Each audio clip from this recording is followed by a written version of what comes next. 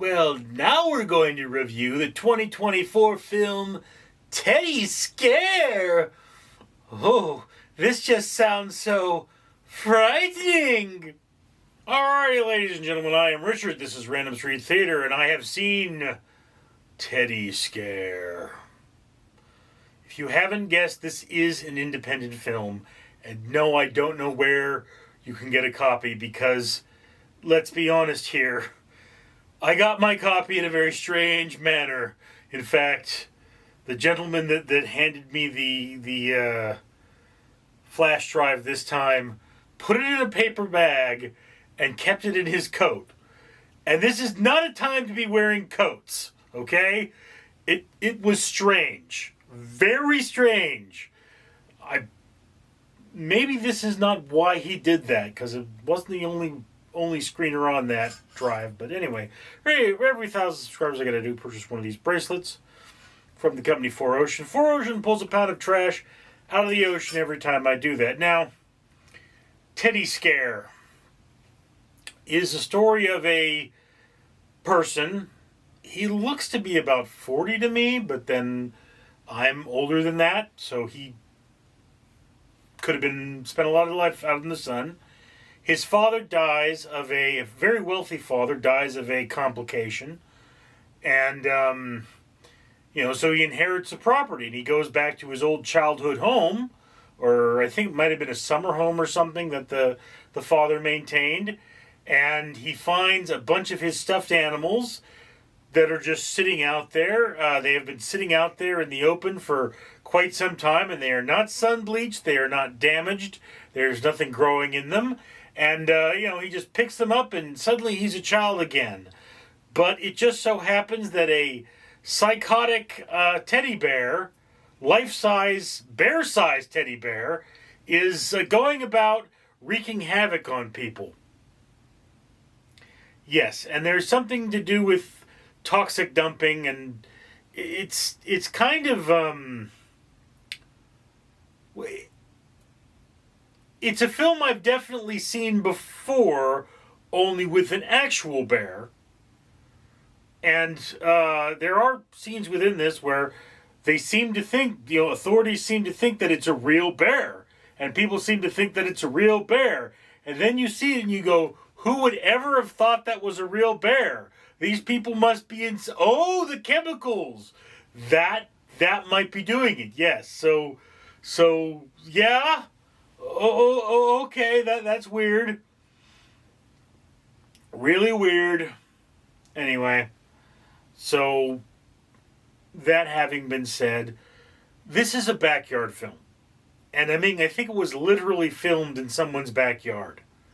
The trailer, which serves as the homestead for the property, is probably where one of the actors or the director actually lives.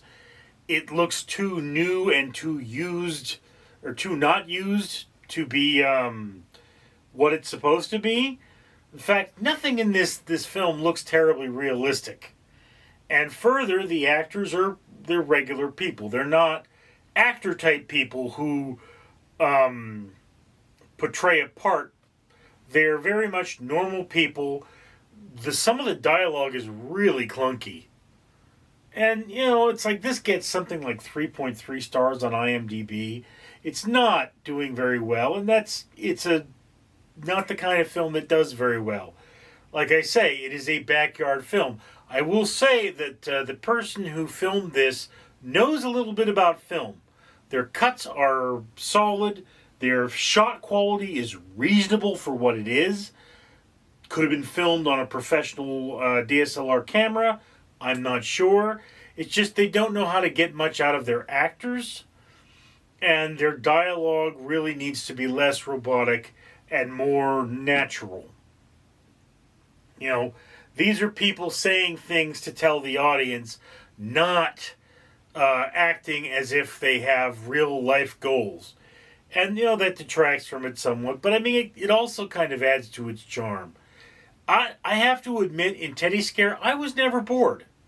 I was never bored watching this film, even though there wasn't a lot going on. There's a lot of scenes where it's just the guy descending into madness, as a regular person playing with his toys. And, you know, there's something to be said for that. But then in the end, is he really that dumb?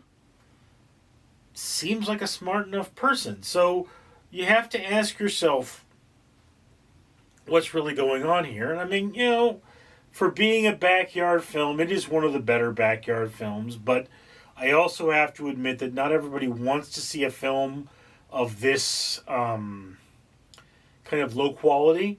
Because it's not the quality of like a made-for-TV movie. It is the quality of a backyard film. It is the quality of a bunch of people that were non-union, were not getting paid, and are just doing this because they just want to have fun. And yeah, I mean, there's a lot wrong with it, but I will say I do find it charming. I did enjoy it. It is still just a fans of the genre only, but it's almost a step above that. So if you like these kind of crazy independent films, you should probably see this one. It is not a comedy, though. Okay? I think it's actually played to be straight, except for the fact that the premise is so ridiculous. It's kind of like the Ninja Turtles in that manner. Okay? But, I mean, whereas I'm not saying everyone's going to enjoy this film, this is the kind of film that I'm a fan of. I'm a fan of regular people getting together and making movies, and those movies having a certain charm to them. So, whereas, you know, certain films should have been at night, certain scenes should have been at night, and they were done during the day. I'm tired. And they don't have a lot of strong acting. Still, you can tell that there was a lot of heart put into this film, and that's something that is very much worth watching. So, it is a fans of the genre only kind of a film, but just understand that in terms of fans of the genre only films, it is something of a gem. Okay? So that's just my opinion, and I'd love to hear yours down in the comments below. I'm Richard. Greetings, humans! It's your old pal Randall the Rat again, and I'm taking a break from eating your delicious face to remind you to comment, like, and subscribe. And why should you do that? Well, for one thing, see this bling here? That awesome, isn't it? Yeah, got a dragon on it. This is what you get if you go to the Conqueror and start the Great Wall of China Challenge. Yeah. Walk long enough, bike long enough, you can plant 5 trees and get this awesome necklace, which the owner of this channel, Richard, has done for you, because he wanted to plant 5 trees and get an awesome necklace. And for every 1,000 subscribers he gets, he also buys a bracelet from 4Ocean. And they pull a pound of trash out of the ocean. So the more money he has, the more of these challenges he buys from the Conqueror. And the more trees he plants for you. So if you comment, you like and subscribe, he can buy more bracelets, pull more trash out of the ocean, and plant more trees. Isn't that awesome? Shouldn't you be doing that then? Be smart. Click that like button, or I'll eat you. Might eat you anyway. You look delicious.